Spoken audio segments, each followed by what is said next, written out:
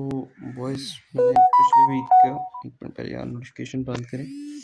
मैंने पिछले वीक के अपने एनालिसिस वगैरह नहीं शेयर किए थे, हालांकि मैं बुलिश था उसके अंदर, लेकिन मैं अपने फंडामेंटल की वजह से पूरा वीक सेल सेल की ट्रेड करता रहा हूँ। मेरा लॉस हुआ है, टू बी ऑनेस्ट, क्या झूठ बोला जाए, लेकिन मेरी ओवरऑल प्रेडिक्शन मेरी बुलिश की तरफ थी।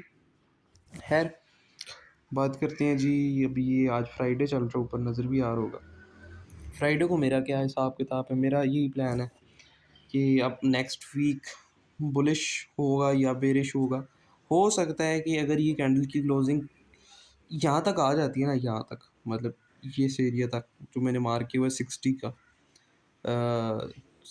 4630 का लेवल, यहाँ तक ही वीक की क्लोजिंग हो जाती है ना। अभी टाइम पड़ा हुआ है तकरीबन 10 से 11 घंटे मार्केट बंद होने में।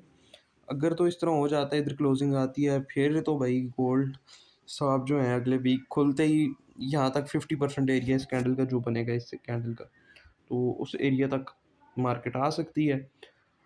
अगर इसकी क्लोजिंग यहीं कहीं हो जाती है तो फिर हो सकता है कि अगला वीक खुलते साथ थोड़ा सा ही बुलिश चाहे जाने के बाद यहाँ पे टच हो के फिर जो है ना वो अपने मेजर सेलिंग यहाँ तक लेके आए, बहुत बड़ी सेलिंग। ये ओवरऑल में लॉन्ग टर्म एंट्री बता रहा हूँ, सही है। लेकिन इधर कंसोलिडेशन बहुत ज़्यादा होगी, इस एरिया पे बहुत ज़्यादा कंसोलिडेशन होगी, फिर सेलिंग आएगी, एकदम से नहीं सेलिंग आ सकती। अच्छा, तो वीकली चार्ट के ऊपर मेरा अभी के लिए एनालिसिस ये है कि मार्केट ने एक तो मंथली कैंडल का भी जो है ना वो स्वीप कर लिया लिक्विडिटी। मैं बल्कि इधर से ना इस एक सेकंड के लिए इसको ये ड्राइंग को हटा देता हूँ ताकि ज़रा क्लियरली नज़र आए। हाइड ऑल, हाँ।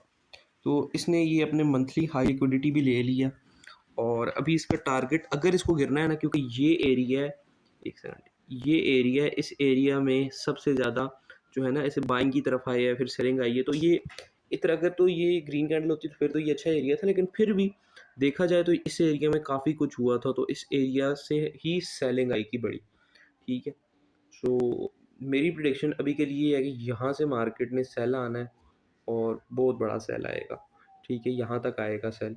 अगर तो इस लेवल को तोड़ देती है, इस लेवल को ये तोड़ देती है, फिर भैया ऑल टाइम हाई की तरफ है, फिर कुछ नहीं कह सकते, फिर नया ऑल टाइम हाई सेट होगा, ये भी सही मैं बता रहा हूँ, फिर नया ऑल टाइम हाई सेट होगा। लेकिन अगर तो इधर आगे इस एरिया पे आगे कोई रिस्पेक्ट करती है 4 आवर के ऊपर, तो उधर से मैं फिर सेल लूँ, मैं यहाँ तक का सेल लूँगा, फिर इस एरिया तक का, सॉरी थोड़ा सा नीचे 3890 का एरिया था, यहाँ तक का मैं सेल आ जाऊँगा। मेरा फिर टीपी यहाँ पे होगा, और जब 1:2 होगी तो मैं अपना एसएल ब्रेक इवन करके छोड़ दूँगा। मेरी फ़िलहाल के लिए तो ये प्रेडिक्शन अभी वीकली चार्ट पे भी एक बार के लिए दिखा देता हूँ। अच्छा, वीकली चार्ट के ऊपर जो है, जहाँ तक हम देख रहे हैं, तो इधर भी इसकी काफ़ी वीक्स की इधर लिक्विडिटी ऊपर की पड़ी हुई थी, सब की सब ये लेने जा रही है। इवन यहाँ से भी इसकी भी लिक्विडिटी नहीं, इसकी नहीं लेगी, 70 की नहीं लेगी, ले ली तो फिर इसकी ये मुश्किल है कि भाई फिर ये वापस पकड़ाई दे, फिर ये ऑल टाइम हाई की तरफ जाएगी। इधर से रिस्पेक्ट की 700 के एरिया से, ठीक है, रिस्पेक्ट की, फिर डाउन है। उस सूरत में अभी मैं अपने वापस सारी ड्राइंग दिखा देता हूँ। तो मैंने क्या अभी तक प्रिडिक्ट किया है, और सबसे पहले तो मैंने देखा है कि ये जो मार्केट के अंदर ये प्राइस है ना, पिछली बार, एक मिनट वन डे पे जाकर दिखाते हैं, वन डे पे जाते हैं। पिछली बार क्या हुआ था, जब मार्केट ने अपना ये बहुत बड़ा सेलिंग जो आई थी, गोल्ड क्रैश किया था, इस एरिया से लेके इस एरिया तक का बुलिशनेस आई थी, फिर मार्केट गिर गई थी। मैंने इसी का पूरी की पूरी ये प्राइस उठाई, उठाने के बाद ये जो नीचे लो मार्क है ये इधर से लेके इधर तक रखा, तो ये पूरा प्राइस रेंज बन गया। ये मैंने क्लोन ही आगे लगाया हुआ इसका, तो ये एक प्राइस रेंज बन गया, और इधर से मार्केट सेल का मूव बन रहा है। और इसके साथ मैंने जो है ना ये फिबोनाची भी लगाया, इसका नाम मैं भूल गया कौन सा फिबोनाची था, नाम भी नहीं याद रहते। फिबोनाची बेस एक्सटेंशन ये वाला था, फिबोनाची एक्सटेंशन वाला ट्रेंड बेस, ये मैंने लगाया, ठीक है। और इसका भी लेवल जाके फिर इधर ही निकला, ठीक है, इधर लेवल निकला। ये मैं आपको एक दफ़ा फिर से लगा के दिखा देता हूँ, ये मैंने कैसे ड्रॉ किया। ये क्या डिलीट कर दिया, एक सेकंड वापस आए। अच्छा, ट्रेंड लाइन डिलीट होगी, ये फिर से ट्रेंड लाइन क्लिक हुई, हाँ ये। अच्छा जी, अभी मैं आपको लगा के दिखाता हूँ। ये किधर गया, ये मैंने इस तरह लगाया, ये लो पकड़ा, इस लो से लेके इस हाई तक, और इस हाई से लेके इस लो तक ये मैंने लगाया, और यहीं पे जाके इसका ना ये सेल एरिया बना, मतलब एट दी एंड वही ये सेल एरिया यही बन रहा है, ठीक है। 0.36 का लेवल यहाँ पे बन रहा है, 3.6 का। सो यहीं से सेलिंग आ रही है, और इधर ही एक रेजिस्टेंस हम समझ सकते हैं कि एक तरह का रेजिस्टेंस भी है छोटा सा, और ऑर्डर ब्लॉक भी कह सकते हैं इसको हम, ठीक है। तो ये सारा एरिया जो है ना सेल बन रहा है। और इसके अलावा ये जो मैंने एक ट्रेंड लाइन ड्रॉ की, नीचे से ट्रेंड लाइन ड्रॉ की, इसी का मैंने पैरेलल चैनल बनाया, और यहाँ से वो जाके यहाँ पे मैच हुआ, और प्राइस फ़िलहाल इधर है, तो इधर से इसको ऐसे ऐसे करेगा, फिर इधर तक इस ट्रेंड लाइन को टच करके अगर ब्रेक करती है उसका भी इशू नहीं है, तो उधर से डायरेक्ट फिर मार्केट गिरेगी। अगर ज़्यादा ही बड़ा ब्रेक कर दिया, इसकी लिक्विडिटी भी ले ली, फिर कुछ नहीं कह सकते, फिर मार्केट साहब जो है ना ऑल टाइम हाई की तरफ। अगर तो ऐसी रिस्पेक्ट की, मैं तो पर्सनली मैं सेल की तरफ ही एंट्री देखूंगा इधर से, और मुझे 90% प्रोबेबिलिटी है कि मार्केट सेल जाएगी। अगर इधर से रिस्पेक्ट की तोड़ दिया, फिर मेरी कन्फर्मेशन बहुत ज़्यादा कम है कि मैं सेल पता नहीं कैसे लूँगा, लेकिन एट दी एंड 4 आवर के ऊपर मैं एंट्री मेरी होगी इस एरिया पे। मैं कुछ एंट्री इस तरह करूँगा ना कि इधर से जब इधर को जाने के बाद ऐसे हल्का सा सेल आए, उधर से पहली एंट्री पकड़ लूँगा, और पहली एंट्री के साथ ही मैं जो है ना तकरीबन थोड़ा सा रिस्क करूँगा $5 के करीब करीब। अगर तो वो अच्छा खासा प्रॉफिट में चली जाती है ना, 1:1 तक या 2 तक चली जाती है, फिर मैं एसएल ब्रेक इवन कर दूंगा उसका। तो अगर तो वो ज़्यादा चल गई, तो फिर मैं उस एंट्री को चलता रहने दूँगा। अगर तो वो डायरेक्ट जाकर $5 का एसएल करा देती है, फिर कोई इशू नहीं, क्योंकि मार्केट अक्सर क्या करती है ना, मैं इधर इधर ड्रॉ करके दिखाता हूँ, किसी भी लेवल पे जो है ना जाती है, जाने के बाद ऐसे हल्का सा सेल दिखा के एक बार को लोग सारे सेल एंटर होते हैं, वो उनका भी एक बार को ऐसे दिखा के फिर सेल जाती है। तो हमेशा इसी तरह ही होता है। तो मैं पहली बार को सेल इधर से थोड़ा सा मूव कैप्चर करके इधर से ब्रेक इवन कर लूँगा, ताकि ये वाला मूव आए, इधर से मैं पूरे का पूरे 10 का 10 रिस्क ले लूँगा, और वो फिर मैं बड़ा टारगेट रख दूँगा, ठीक है। मेरा तो यही एनालिसिस है कि मैं इस तरह जाऊँगा सेल। तो अलबत्ता देखा जाए, अगर इस तरह नहीं होता, वो फिर ज़्यादा ही दूसरी बार को ब्रेक बड़ा आ जाता है, फिर भाई साहब हम कुछ नहीं कर सकते। मैं सिर्फ इस एरिया से सेल हूँ, इस पूरे एरिया से, ठीक है। 800 तक मेरा मैक्सिमम है कि यार मैं 800 की रेंज तक जाऊँगा। अगर इस लेवल को चीर दिया ना, ये 895 के लेवल को, फिर कुछ नहीं कह सकते। फिर बहुत मार्केट जो है ना चूतिया पे करेगी, मार्केट बहुत घटिया चलेगी। मतलब जैसे मेरा इधर से एंट्री होगी ना, एसएल मेरा इसी के ऊपर होगा, और फिर ये मेरा नीचे टारगेट होगा इधर का, ठीक है। तो पहली बार में, हालांकि ये टारगेट मेरा उस तरह से नॉर्मली मैं अगर लिमिट लगाऊँ ना, तो लिमिट के अकॉर्डिंग इस तरह होगा। हालांकि वो दरमियान में अगर 4H के ऊपर बनी एंट्री, तो वो तो ऑब्वियसली मैं तो बड़े कॉन्फिडेंस के साथ कह रहा हूँ कि 1:13-14 से ऊपर की एंट्री होगी, और उसने बड़ा अच्छा रिस्क टू रिवॉर्ड देना है।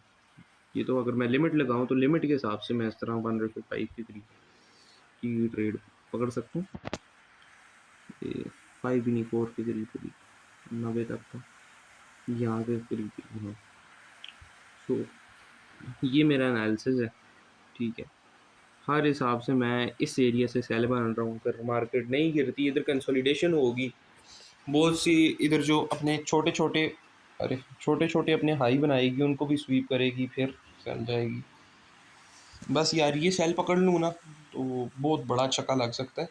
मैं इसको क्लोज़ नहीं करूँगा। मैं सब चीज़ों को एक साइड रख के मैं बस इस ट्रेड को होल्ड करूँगा, फक इट। ये क्योंकि मैं होल्ड अक्सर नहीं करता, इसको मैं लाज़मी होल्ड करूँगा, ठीक है, इस ट्रेड को। और हाँ, अगर 1:3-4 में चली गई, फिर मैं एसएल को ब्रेक इवन कर दूँगा, और वो भी सिर्फ $5 वाला एसएल मैं ब्रेक इवन करूँगा। अगर तो मैंने जैसे ब्रेक इवन किया था ना पहली बार, और वो 1:2-3 में गई, जाने के बाद वो फिर ऊपर की तरफ आके मेरा ब्रेक इवन हिट करा दी $5 का।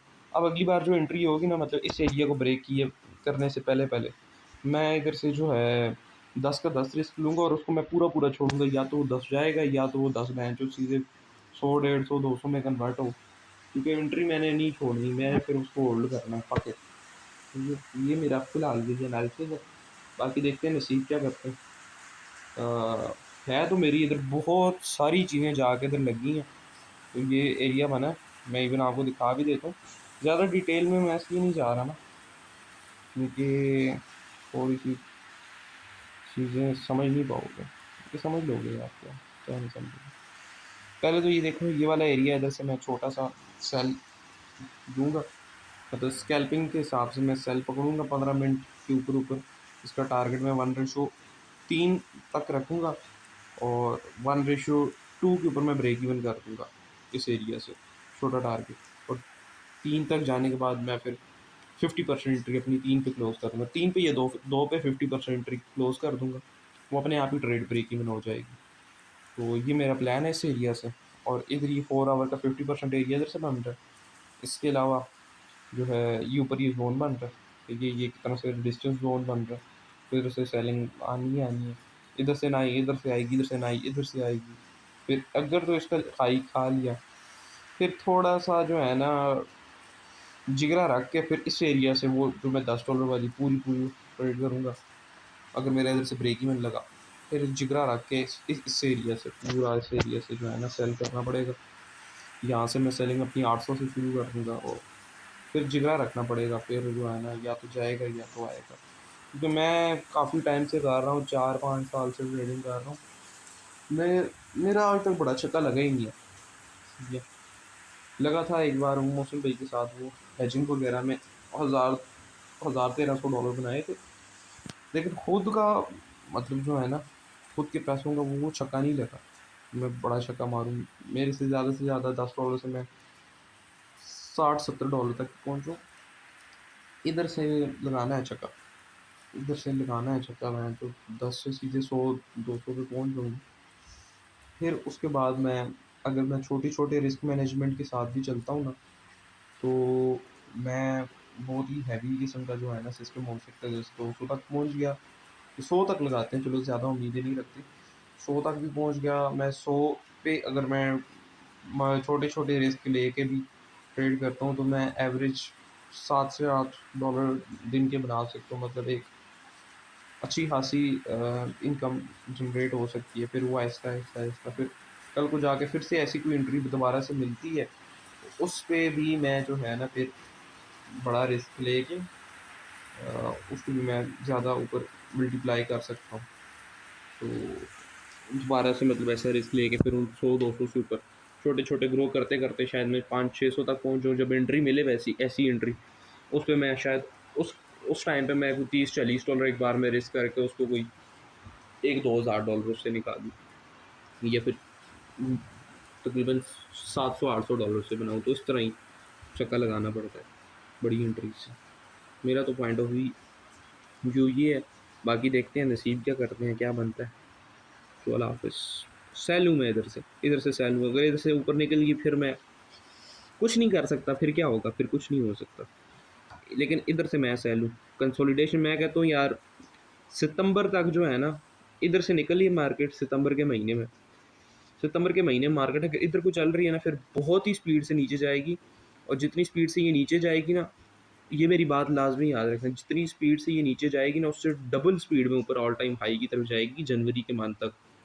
अक्टूबर, नवंबर, दिसंबर बहुत बुलिश होगा, बहुत ज़्यादा बुलिश होगा। अगर ये अभी डायरेक्ट ऑल टाइम हाई नहीं मारती और वो मेरी प्रेडिक्शन के अकॉर्डिंग यहाँ पे जाता है, तो मैं इधर से भी बाय लूँगा और वो मैं यहाँ पे तक होल्ड करूँगा। वो बहुत बड़ा किस्म का मैं होल्ड करूँगा, उसको मैं नहीं छोड़ूँगा मैं। वो बहुत बड़ा, क्योंकि जितनी सेलिंग आनी है उससे डबल किस्म की बाइंग आनी है, ठीक है? हमेशा यही होता है, मार्केट का एक ही रूल है, जितनी बड़ी जितना बड़ा मूव उससे डबल बड़ा मूव, ठीक है? अब ये जितना बड़ा मूव आया हुआ है ना, जितनी ये तेज़ी से मार्केट ऊपर-ऊपर जा रही है ना, ये जब इधर हल्का सा कंसोलिडेट मार के ना, उससे डबल स्पीड में नीचे आएगी। और वो अगर सीधा-सीधा नीचे आई तो उससे ट्रिपल स्पीड में ऊपर जाएगी, सही है? तो ये एक तरह का मार्केट का फ्यूल है, मार्केट का रूल है, वो जिससे गाड़ी नहीं होती।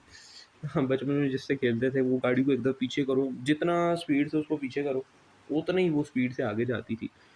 तो वो वाला हिसाब है। बाकी देखते हैं क्या बनता है। मेरी तो प्रेडिक्शन ये है, अल्लाह करे यार ये इससे मैं तगड़ा प्रॉफ़िट बना लूँ ना, बहुत सी मुश्किलातें ईज़ी हो जाएँगी, मतलब काफ़ी रास्ते खुल जाएँगे इस मूव को कैप्चर करने के बाद। पूरा मूव पकड़ने के बाद टाइम पे एंट्री ली और उस मूव से बहुत ज़्यादा आसानियाँ पैदा होंगी मेरे लिए। अल्लाह पाक सबकी आसानियाँ पैदा करे। आमीन। अल्लाह हाफ़िज़।